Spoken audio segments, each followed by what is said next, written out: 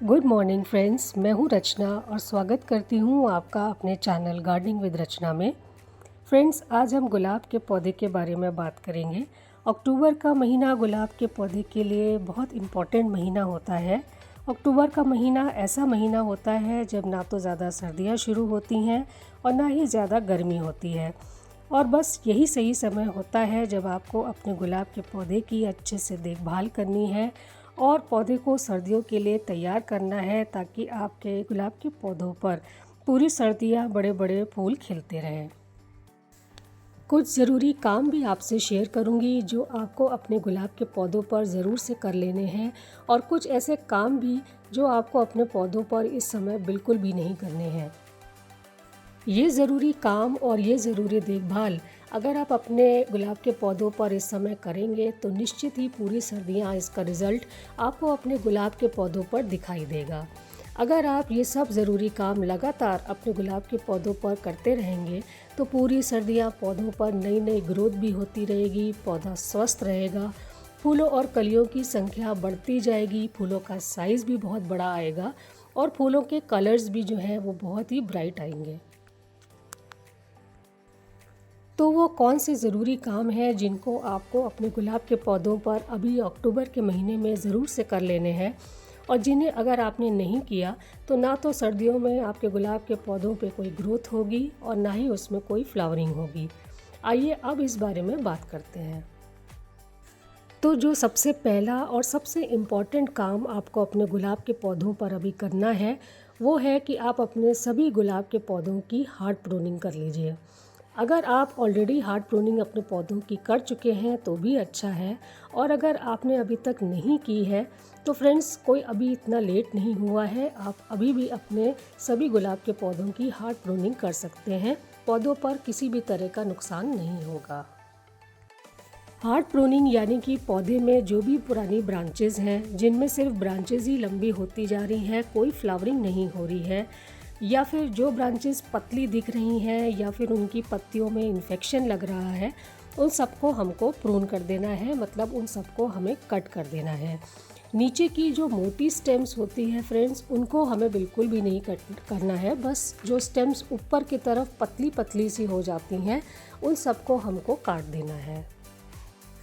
Hard pruning करने के कुछ ही समय में आप देखेंगे कि पौधे में तेज़ी से जगह जगह पर नई नई ब्रांचेस डेवलप होने लगेंगी, नई नई बेसल शूट्स डेवलप होने लगेंगी, नई नई पत्तियां आने लगेंगी और पौधा धीरे धीरे बहुत घना हो जाएगा, बहुत हरा भरा हो जाएगा।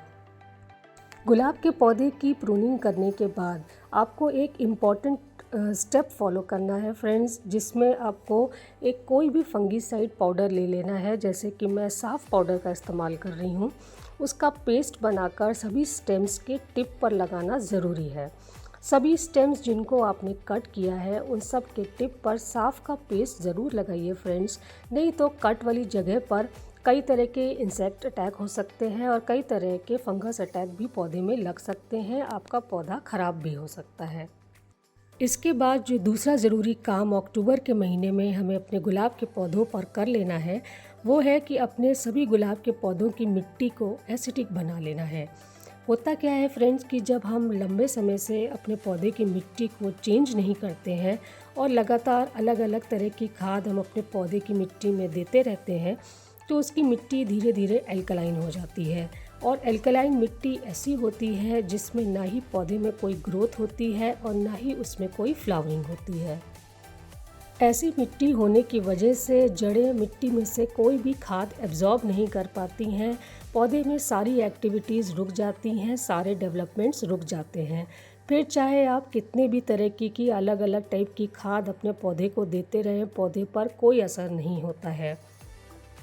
किसी भी खाद का असर पौधे में ऊपर तक नहीं पहुंच पाता है, और नतीजा ये होता है कि धीरे धीरे पौधा मुरझाया सा लगने लगता है और बेजान सा होने लगता है। तो अगर आप चाहते हैं कि आपके गुलाब के पौधे में प्रूनिंग के बाद बहुत सारी नई ग्रोथ आए, स्वस्थ ग्रोथ आए, सभी पत्तियां हरी भरी आएँ, बड़ी बड़ी आएँ और पौधा जल्द ही घना हो जाए, तो इसके लिए बहुत ज़रूरी है कि मिट्टी एसिडिक होनी चाहिए, क्योंकि गुलाब एक ऐसा पौधा है जो कि एसिडिक मिट्टी में ही अच्छे से ग्रो भी करता है और ज़्यादा से ज़्यादा फ्लावरिंग भी करता है। मिट्टी को घरेलू चीज़ों से ही एसिडिक बहुत आसानी से बनाया जा सकता है। कैसे बनाना है ये मैं आपको अपने वीडियो में आगे बताऊंगी। ये दो ज़रूरी काम करने के अलावा आपको कुछ और बातों का भी अपने गुलाब के पौधों पर ध्यान देना होगा। उनमें से सबसे ज़रूरी तो है कि पौधे को पूरी धूप में रखना होगा। ऐसी जगह पर शिफ्ट करिए जहाँ उसे पूरे दिन की धूप मिले। और दूसरे कि गुलाब को रोज़ वाटरिंग करिए। पौधे को अंडर वाटर बिल्कुल भी नहीं रखना है, डेली पानी देना है। पर आपको ये ज़रूर इंश्योर कर लेना होगा कि आपका गमला भी वेल ड्रेन्ड होना चाहिए और जो मिट्टी आपने अपने गुलाब के पौधे में इस्तेमाल की है वो भी भुरभुरी होनी चाहिए और वेल ड्रेन्ड होनी चाहिए। साथ ही साथ कुछ उपयोगी खाद भी हमको अपने गुलाब के पौधों पर देना होगा, जो कि जल्दी से जल्दी नई नई ब्रांचेस डेवलप करने में पौधे की मदद करेंगी। इस विषय में मैं आपको आगे बताऊंगी कि ऐसी कौन कौन सी खाद हमें अपने गुलाब के पौधों में इस्तेमाल करनी है। तो फ्रेंड्स, अब हम बात करते हैं कि इस समय हमें अपने गुलाब के पौधे को कौन सी ऐसी खाद देनी है जिससे पहले तो मिट्टी एसिडिक हो जाए, मिट्टी सभी प्रकार की खाद को एब्जॉर्ब कर सके और पौधे तक ऊपर तक पहुंचा सके। और दूसरा, हमें ऐसी कौन सी खाद देनी है जो कि पौधे की जड़ों को मजबूत बनाए, नई नई ब्रांचेस पत्तियां निकालने में पौधे की मदद करे। सबसे पहले तो हमें अपने गमले की मिट्टी को 1 से 2 इंच तक खाली करके अलग निकाल कर रख लेना है। और उसके बाद जो हम सबसे पहले खाद डालेंगे वो है बोन मील।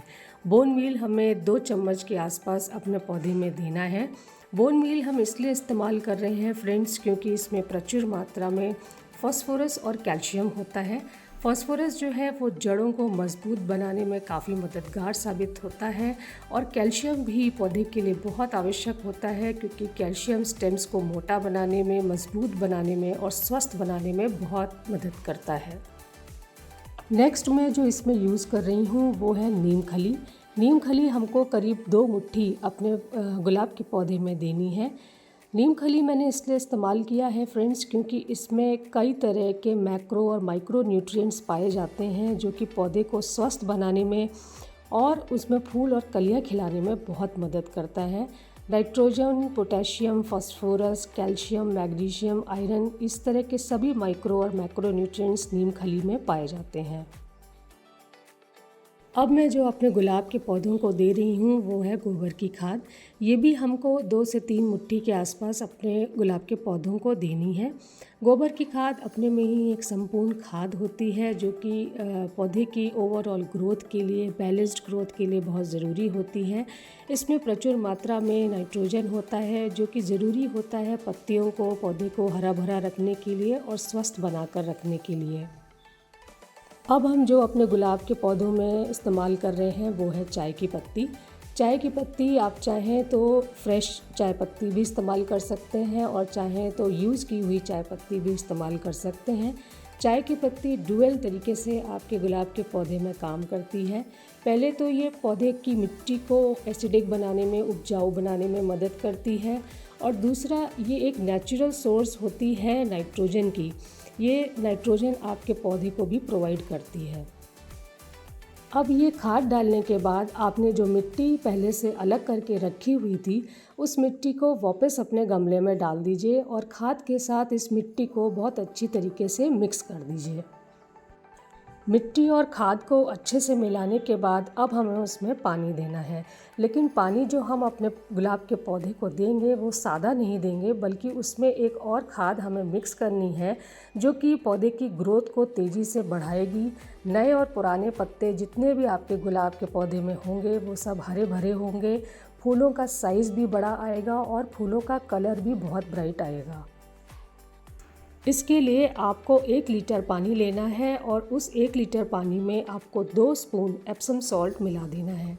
एप्सम सॉल्ट बहुत इजीली डिज़ोल्व हो जाता है पानी में और डिज़ोल्व होते ही आपको ये पूरा 1 लीटर पानी अपने गुलाब के पौधे की मिट्टी में मिला देना है। तो फ्रेंड्स, अगर आप अक्टूबर के महीने में मेरे बताए तरीके से अपने गुलाब के सभी पौधों की केयर करेंगे, उन्हें अच्छी खाद देंगे, तो निश्चित ही आपके गुलाब के पौधे सर्दियों में पत्तियों से ज़्यादा फूल देंगे। तो फ्रेंड्स, अगर आपको मेरा ये आज का वीडियो पसंद आया तो काइंडली मुझे लाइक करें और अगर आप मेरे इस वीडियो में नए हैं तो काइंडली मेरे चैनल को सब्सक्राइब करें। Okay friends, thank you.